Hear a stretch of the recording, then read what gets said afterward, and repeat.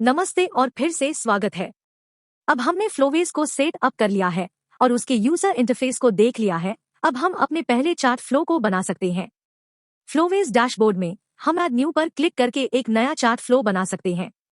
अब आपको एक खाली कैनवस दिखाई देगा। प्लस बटन उपयोग करके आप अब कैनवस में नोट्स जोड़ सकते हैं।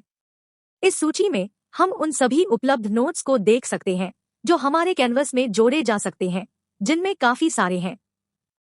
हम इस सीरीज के दौरान इनमें से कुछ नोट्स पर नजर डालेंगे, लेकिन अगर आपको इनमें से प्रत्येक नोट्स का काम जानने की अधिक जानकारी चाहिए तो मैं लैंगचेन डॉक्यूमेंटेशन का संदर्भ लेने की सुझाव देती हूँ। फ्लोवेज लैंगचेन का उपयोग करता है और लैंगचेन डॉक्यूमेंटेशन फ्लोवेज नोट्स को समझने के लिए एक बहुत उपयोगी संसाधन हो सकती है। चलिए एक एआई मॉडल के साथ बहुत सरल इंटरैक्शन बनाने से शुरू करते हैं।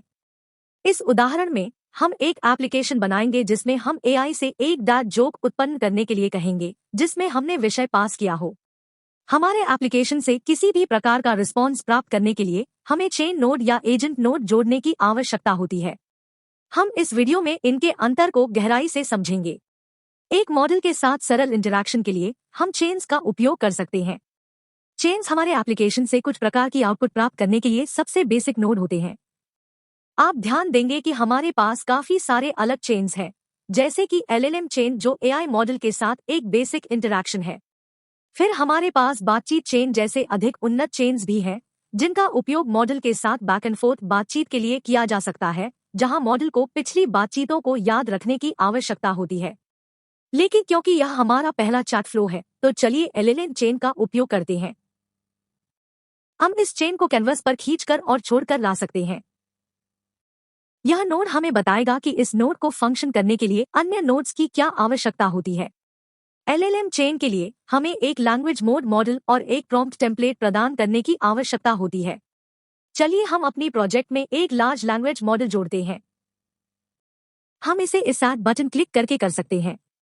फिर हम एलएलएमएस की ओर जा सकते हैं और एलआरएम के अंदर हमें कुछ मॉडल्स की एक्सेस मिलती है, जिसमें ओपनएआई, आर्ग्यूइंग फेस और कोया मॉडल्स शामिल है। ओपनएआई को बहुत आसानी से इंटीग्रेट किया जा सकता है और चूंकि हमने पिछले वीडियो में अपनी ओपनएआई एपीआई की जनरेट कर ली है, हम ओपनएआई का उपयोग करना जारी रखेंगे। चलिए ओपनएआई को बहुत आसानी से इंटीग्रेट किया जा सकता है और चूंकि हमने पिछले वीडियो में अपनी ओपनएआई एपीआई की जनरेट कर ली है, हम ओपनएआई का उपयोग करना जारी रखेंगे। चलिए हम इस ओपनएआई नोड को कैनवस पर ड्रैग एंड ड्रॉप करते हैं। हमें अब इस नोड में अपनी ओपनएआई एपीआई की जोड़नी है, तो हम इस इनपुट बॉक्स में अपनी एपीआई की पेस्ट कर सकते हैं। वैकल्पिक रूप से हम इस ड्रॉप डाउन लिस्ट से उपयोग करने के लिए मॉडल बदल सकते हैं और हम अपने मॉडल का टेम्परेचर भी सेट कर सकते हैं। 0 फैक्चुअल होता है और 1 क्रिएटिव होता है, तो मैं इसके बीच का एक नंबर जैसे कि 0.7 उपयोग करूंगी। अतिरिक्त पैरामीटर्स के तहत हम अन्य पैरामीटर्स सेट कर सकते हैं, जैसे कि हम प्रत्येक एपीआई कॉल के लिए टोकन्स की अधिकतम मात्रा। हम अब इस नोड को चेन से जोड़ सकते हैं। इस नोड से एक लिंक ड्रैग करके चेन में लैंग्वेज मॉडल इनपुट में। अब हमें एक प्रॉम्प्ट टेम्पलेट जोड़ना है। प्रॉम्प्ट टेम्पलेट्स का उपयोग यूजर से इनपुट प्राप्त करने और ऐसे एक टेक्स्ट को फॉर्म करने के लिए किया जाता है जो एआई के रिस्पॉन्स को प्रभावित करेगा। हम ऐड पर क्लिक करके एक प्रॉम्प्ट टेम्पलेट जोड़ सकते हैं। फिर प्रॉम्प्ट्स के तहत हम प्रॉम्प्ट टेम्पलेट नोड को चुन सकते हैं और उसे अपने कैनवस पर ड्रैग कर सकते हैं। हम अब इस प्रॉम्प्ट टेम्पलेट नोड को एलएलएम चेन से जोड़ सकते हैं। प्रॉम्प्ट टेम्पलेट में हम अब एक टेम्पलेट स्ट्रिंग प्रदान कर सकते हैं। उदाहरण के लिए create a funny dad joke about weddings. हम फॉर्मेट प्रॉम्प्ट वैल्यूज बॉक्स को अब के लिए खाली छोड़ देंगे। इस एलएलएम चेन नोड का क्या करना है, यह इसे प्रॉम्प्ट टेम्पलेट से इनपुट लेना है और फिर इसे हमारे ओपनएआई मॉडल के पास करना है। हम इसे अपने चार्ट फ्लो को सेव करके टेस्ट कर सकते हैं। हम इसे डैड जोक्स नाम दे सकते हैं और हम इसे सेव कर सकते हैं। हम फिर अपने एप्लीकेशन को टेस्ट करने के लिए आगे बढ़ सकते हैं, जो चार्ट विंडो पर क्लिक करके किया जा सकता है। फिर चार्ट के अंदर हम किसी भी टेक्स्ट टाइप कर सकते हैं। मैं सिर्फ पेस्ट टाइप करूंगी और एंटर दबाऊंगी।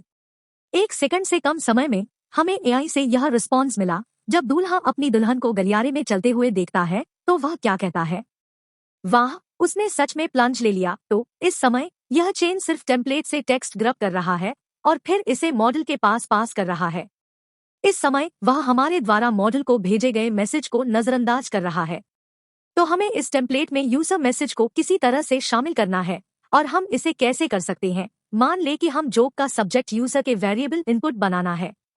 तो इस वेरिएबल को बनाने के लिए हम इस टेक्स्ट को रिमूव कर सकते हैं और फिर एक कर्ली ब्रैकेट जोड़ सकते हैं। इसके बाद किसी भी टेक्स्ट, मैं इसे सब्जेक्ट कहूंगी और हम इसे दूसरे कर्ली ब्रैकेट से बंद कर सकते हैं। चलिए हम इसे सेव करते हैं और फिर चैट को चलाते हैं। हम एक अलग सब्जेक्ट जैसे डॉग्स दर्ज करेंगे और फिर एंटर दबाएंगे। अब हम एक मैसेज देख सकते हैं जो यूजर इनपुट को ध्यान में रखता है।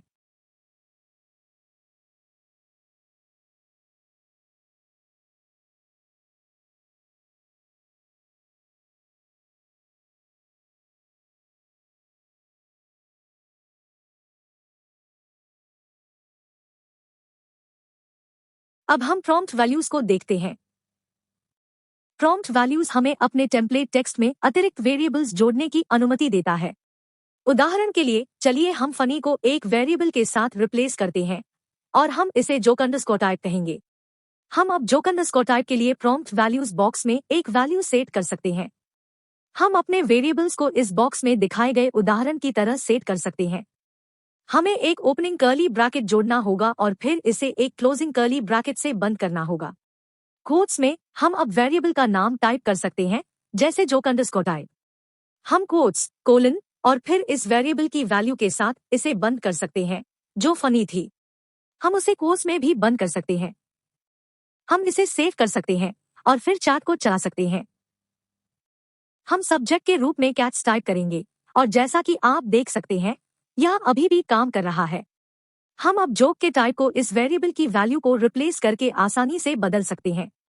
हम इसे सैड बनाते हैं और फिर प्रयास करते हैं। हम कैट्स को इनपुट के रूप में देंगे और इस बार हमें थोड़ा अधिक सैड साइड का जोक मिल रहा है। आप सोच रहे होंगे कि फ्लोवेस कैसे जानता है कि यूजर से इनपुट को सब्जेक्ट वेरिएबल से मैप करना चाहिए, और वह काफी आसान है। फ्लोवेस पहले प्रॉम्प्ट वैल्यूज को देखेगा और टेम्पलेट में कोई भी वेरिएबल जो प्रॉम्प्ट वैल्यूज लिस्ट में डिफाइन नहीं होता है, उसे यूजर इनपुट माना जाएगा। इसके अलावा हम इस वेरिएबल को जो भी चाहे बुला सकते हैं। इसे सब्जेक्ट होने की जरूरत नहीं है। हम इसे टेक्स्ट की तरह बदल सकते हैं और यह अभी भी काम करेगा, जैसा कि आप देख सकते हैं। यदि हम चाहें तो हम एप्लीकेशन को स्पष्ट रूप से कह सकते हैं कि टेक्स्ट को यूजर इनपुट से मैप किया जाना चाहिए, इस वेरिएबल के अंत में एक कॉमा जोड़कर। फिर कोट्स में हम टेक्स्ट का वेरिएबल स्पेसिफाई करेंगे और उसे यूजर इनपुट के बराबर सेट करेंगे। यूजर इनपुट को पॉइंट करने के लिए एक स्पेसिफिक फॉर्मेट है और हम इसे इस बॉक्स को एक्सपैंड करके देख सकते हैं।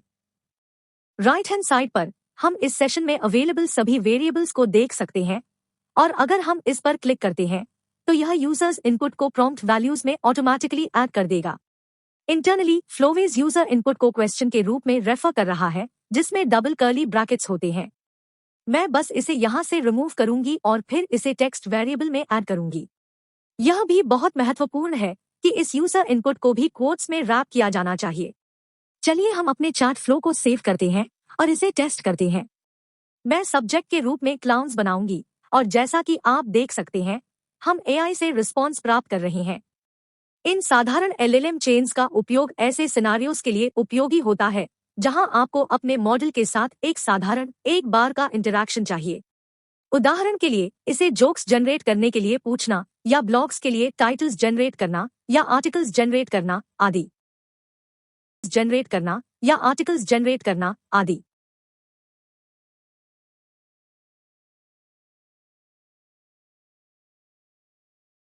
आइए अब चैट मॉडल्स की ओर बढ़ते हैं। हम अपने डैशबोर्ड पर वापस चले जाते हैं और एक नया चैट फ्लो बनाते हैं।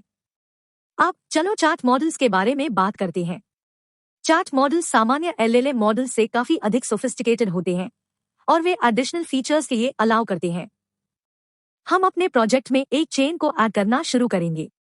एक चैट मॉडल की बेसिक फंक्शनैलिटी को डेमोन्स्ट्रेट करने के लिए अभी के लिए हमें एक सिंपल एलएलएम चेन यूज करना होगा। हम इसे कैनवस पर ड्रैग कर सकते हैं और लैंग्वेज मॉडल के लिए हम ऐड पर क्लिक करेंगे।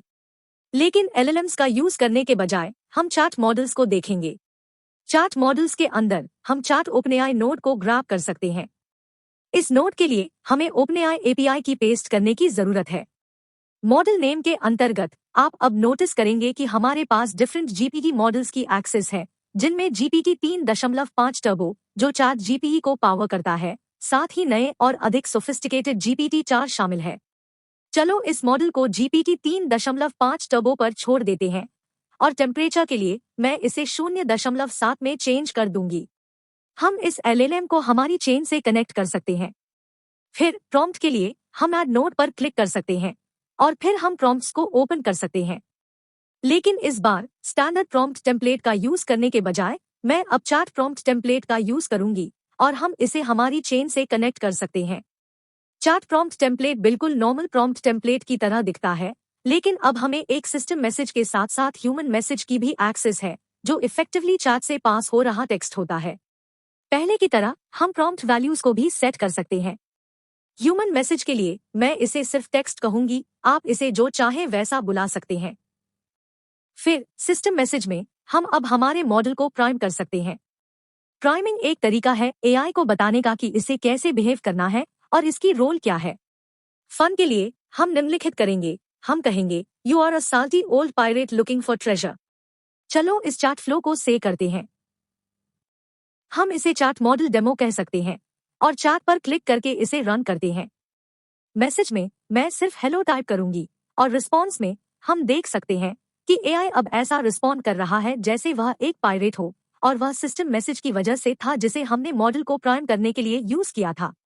इससे कुछ बहुत high fun role playing applications बन सकते हैं। अब चलो एक और यूज केस पर जाते हैं जिसमें चैट मॉडल्स का यूज किया जा सकता है। मैं चैट मॉडल टेम्पलेट को हटा दूंगी, साथ ही LLM चेन को भी। नोड पर क्लिक करते हैं। फिर चेन्स के अंदर LLM चेन का यूज करने के बजाय हम कॉन्वर्सेशन चेन का यूज करेंगे। और चलो 1 मिनट स्पेंड करते हैं बात करने में कि हम यहाँ क्या करने की कोशिश कर रहे हैं। चैट मॉडल्स का यूज करने का बेनिफिट है मॉडल की एबिलिटी कि वह कॉन्वर्सेशन में पास्ट मैसेजेस को याद रखता है। वह चैट हिस्ट्री के आधार पर कॉन्वर्सेशन के डिटेल्स को याद रखेगा। इसे सब काम कराने के लिए हम कॉन्वर्सेशन चेन का यूज करेंगे। Conversation chain takes an LLM as input, पर चेन को चैट हिस्ट्री और कॉन्टेक्स्ट याद रखने के लिए हमें मेमोरी भी स्पेसिफाई करनी पड़ेगी। इसलिए मेमोरी नोड बनाने के लिए हम ऐड नोड्स पर क्लिक करेंगे। फिर हम मेमोरी को ओपन करेंगे और मेमोरी से हम बफर मेमोरी को ग्रैब करेंगे। आप इन फील्ड्स में डिफॉल्ट वैल्यूज को लीव कर सकते हैं क्योंकि यह थोड़ा टेक्निकल है और इन वैल्यूज को चेंज करने की जरूरत नहीं है। हमें सिर्फ हमारे बफर मेमोरी नोड को हमारे चेन नोड से कनेक्ट करना है। चलो इन चेंजेस को सेव करते हैं। फिर हमारी चार्ट विंडो को ओपन करते हैं।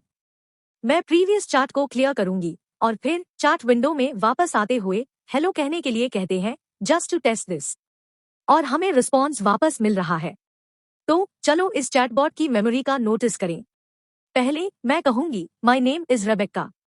हम अब टेस्ट कर सकते हैं कि मेमोरी काम कर रही है कि नहीं AI से पूछकर व्हाट इज माय नेम। और कंपनी प्रिसिशन चेन की वजह से OpenAI प्रीवियस कॉन्वर्सेशंस को पिकअप कर पाया और इसलिए उसे याद था कि मेरा नाम लियोन है। हमारे पास अब एक चैट GPT लाइक चैटबॉट है जिससे हम क्वेश्चंस पूछ सकते हैं और वह हमारे प्रीवियस चैट मैसेजेस के कॉन्टेक्स्ट को रिमेंबर करेगा। चैट GPT की तरह हम इससे कोडिंग क्वेश्चंस भी पूछ सकते हैं और हमारा बॉट कोड स्निपेट्स और अधिक के साथ रिस्पॉन्ड करेगा, जस्ट लाइक चैट GPT।